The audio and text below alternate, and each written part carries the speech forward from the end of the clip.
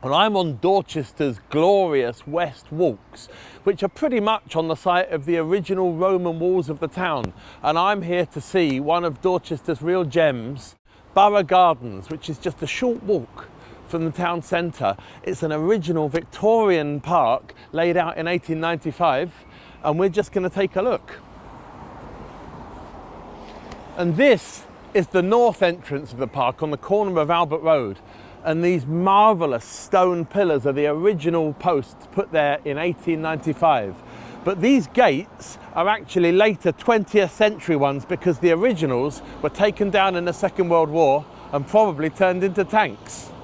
The gardens occupy a 4-hectare site that runs north to south from Albert Road down to Bowling Alley Walk, with Cornwall Road on the west and West Walks on the east side.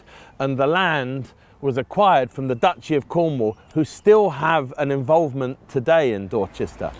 Now, as you come into the park, one of the first things you see is this magnificent beech tree. And one of the things I really love about this tree is it was here before the gardens were laid out in 1895. It's part of the original landscape when this was undeveloped agricultural land outside of the town. Borough Gardens is not just a Victorian ornamental garden. It's got one of these really terrific outdoor gyms so it can be used by all sorts of people. We've also got this really nice play area, which is a fantastic place for kids, parents and families to meet up. And this area was once terraced as a sensory garden, and there's still some really terrific planting in there. And it's just another way that people can enjoy this place. Behind me, this is the Tira Monument, built in 1899 to mark the Tira or Northwest Frontier Campaign in India for officers and men of the 1st Battalion Dorset Regiment who died there, but also for men of that regiment who died right across India. And it was carved by Westcott of Dorchester. Now, one of the things I really like about this park is it's so kind of naturalistic in its design. It almost feels like it hasn't been designed at all. But in fact, it was designed by William Goldring of Kew, an eminent architect, botanist. He was head of the herbaceous department of the Royal Botanic Gardens, and he personally supervised the planting at this park himself. Goldring laid out the park between 1895 and 1896. And if you're thinking that this is rather familiar of other Victorian parks you've seen, that's because he laid out over 700 parks and gardens, some of them as far afield as India and the United States of America.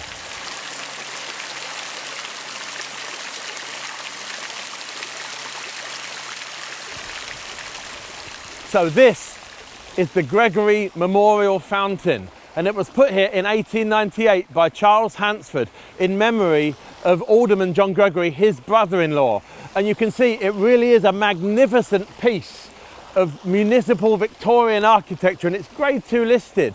But as well as being this terrific formal piece of kind of park structure, it's used by children, adults of all ages in the summer. You see people paddling in here. But the thing I like most about it is I found out that Gregory's name was Gregory John Gregory. Yeah, really, 3 Gregorys. Just walking around the garden, you can see how well maintained the place is, and you can see some fabulous specimens of plants. And the original plants were supplied by James Veitch and Son of the Royal Exotic Nursery, Chelsea. In the middle of the gardens, we've got this splendid bandstand, which was put up in 1898 to commemorate Queen Victoria's Diamond Jubilee. And it was actually presented by Colonel Brymer, who was a captain in the Dorset Yeomanry Cavalry and also MP for Dorchester. Brymer later went on to become High Sheriff of Dorset. So this bandstand was designed by the borough surveyor, G.J. Hunt, and he also designed the original gates at the entrance. And I love the fact that these municipal councils had these kind of jobbing architects and surveyors who could come up with work of this kind of quality. And it was actually built by McFarlane of Glasgow for the sum of £200. Now, something else I really like about this bandstand is the setting. We've got these fabulous mature pollarded trees and this group of late 19th century ornamental benches. And the thing that really strikes me about these, they seem so familiar, something we've seen many, many times before, but these very benches are grade 2 listed. And it really shows how some of the things, the features here in the Borough Gardens are really the kind of the benchmarks, the prototypes of the things which are now so familiar about ornamental parks and gardens. There's a sundial on the lawn below the bandstand, and it's unusual, it's an analematic.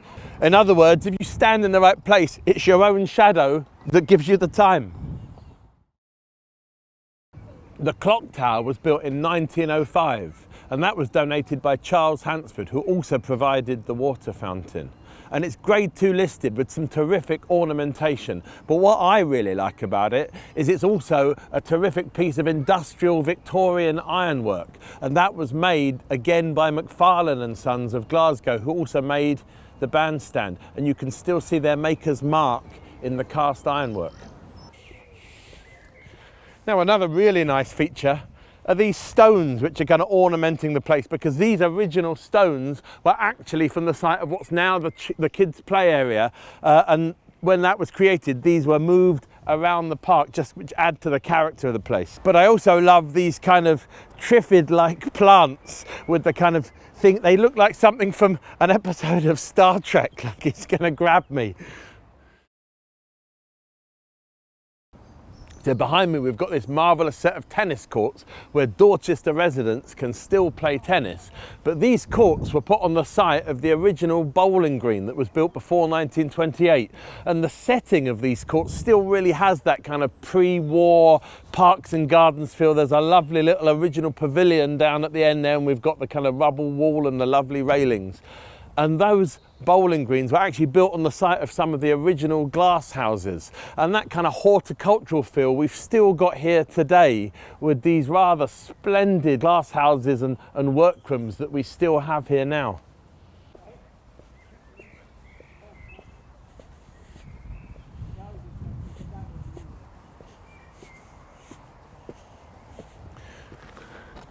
So this bench on this rather nice platform actually replaces a shelter that was presented by Miss Winifred Marsden, who was Mayor of Dorchester in 1937.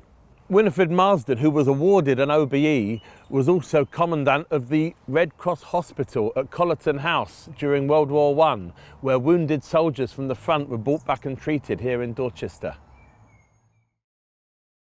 So these gardens have seen an awful lot of changes through the years. I mean, this second set of tennis courts was once a croquet lawn, but throughout that whole time, they've still always been used for their original purpose, the health and recreation of the residents of Dorchester.